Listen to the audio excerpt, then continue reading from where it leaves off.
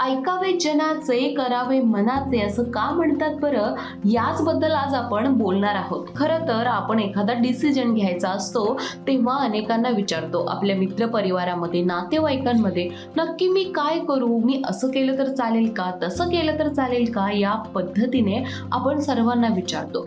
मग अनेक जण यावर उत्तरे सुद्धा देतात. त्याचबरोबर तुम्हाला नवीन नवीन सजेशन देतात. आणि होतं काय की तुमचा मुद्दा असतो एक आणि इतरांनी सांगितलेल्या त्यांच्या सजेशनमुळे पुन्हा एकदा तुम्ही गोंधळून जाता आणि त्यावर तुम्हाला निर्णय काय घ्यायचा हेच कळत नाही.